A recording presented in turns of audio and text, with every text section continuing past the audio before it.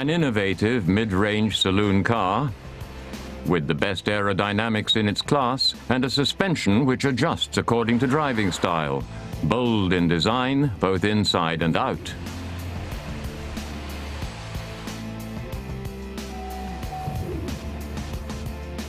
With low-energy daytime lighting and 9-way adjustable headlights. A BMW boasting the joys of driving, another avant-garde Citroën, an Audi packed with Vorsprung durch Technik. No, it's an Opel.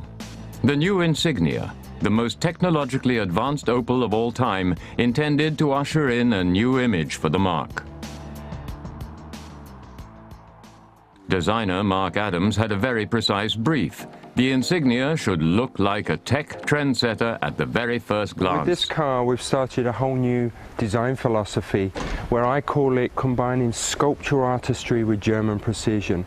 And what we actually mean by that is really creating these beautiful flowing sculptural shapes and intersecting them with these lines of German precision, which is the true origins of the brand. You know, first of all, you see this very proud, powerful nose, really displaying the Opel, the new Opel badge prominently in the large grille area here, really showing the new confidence in the brand. As you move away from that, you see these very dynamic headlamps, using our new signature wing lighting, both front and rear.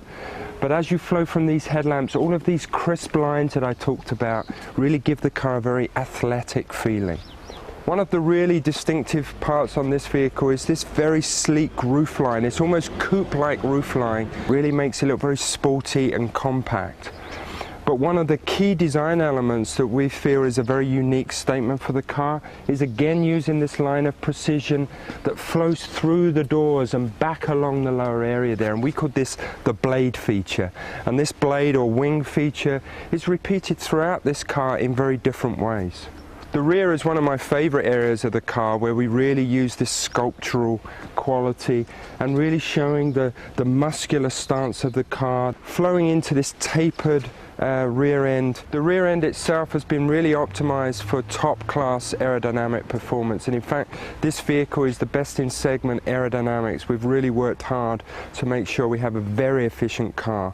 So overall you see a very muscular car, very strong, but again, as I said at the beginning, using these beautiful sculptural forms with these accent lines of precision.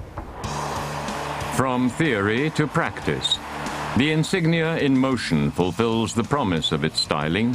The innovation is far more than skin deep.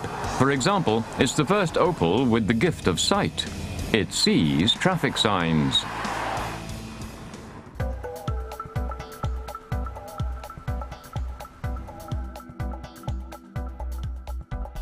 Up there behind the rear view mirror is a camera, the Opel Eye. It recognizes the signs as the car passes them, a speed limit or an overtaking restriction. It worked just fine when we tested a pre-series Insignia, capturing in quick succession various signs and showing them immediately in the display.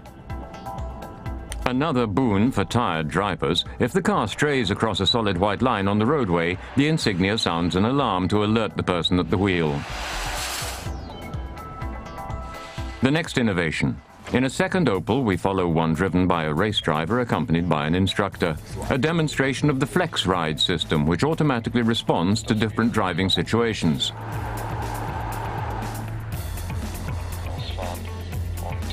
At 40 kilometers an hour, the monitor displays cruising. Then, in the curve, cornering. Going up to 60, the Flex Ride responds. The steering becomes more direct, the suspension tighter. At 80, in sharp corners, the readout is dynamic driving. Flex Ride hardens the suspension even more. Apply the brakes, low speed appears in the display and the suspension returns to the comfort setting. This kind of a system is not at all what one would expect from a mid-range Opel. Turning back the clock to the motor show in Geneva 18 months ago, there were only few hints then of what the successor to the Vectra would look like, only rumors and guesses. Then all that changed at the 5-star Château des Parts des Eaux Vives near Geneva. Here Opel introduced the show car, the GTC concept, and how future Opels would look. This would be the design language adopted for the new Vectra, and journalists from all over the world were fascinated by what mid-range motoring promised in the near future.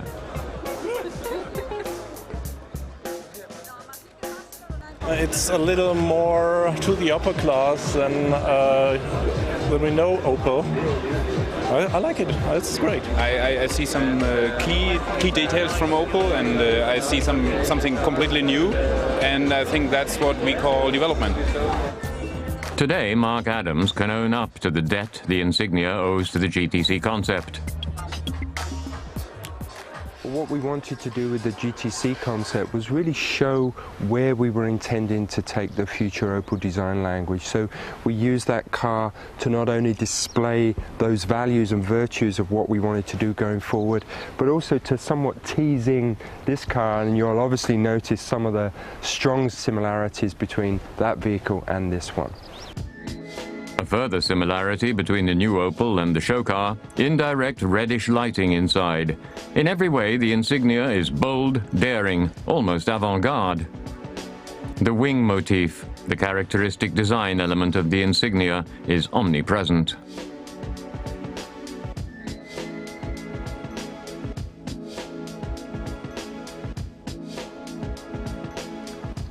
Amazing. Plenty of legroom for 6-footers, albeit with headroom sacrificed in favor of the lower roofline. Takes some getting used to. The lock for reverse gear can pinch fingers unless one watches out. The boot opens easily and has room for over 1,000 liters of load.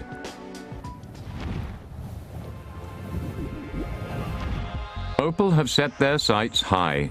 Hardly surprising that in side view the Insignia could be mistaken for a 5 Series BMW, models firmly ensconced in the premium class. More premium features, 9-way adjustable bi-xenon headlights as an optional extra. The mix of sculpted surfaces and well-defined lines is harmonious. Insignia CDTI. We drove the second motorization option with 130 horsepower. Just 2 liters displacement, but turbo boosted. A significant 300 Newton meters of torque provided plenty of push even at just above idling revs. The suspension of the Insignia has a slight oversteer, but control is never sacrificed. The development and testing of the Insignia took place at the General Motors Europe Center in Rüsselsheim near Frankfurt. Prototypes were submitted to the rigors of the hot Spanish plains and the frozen steppes above the Arctic Circle.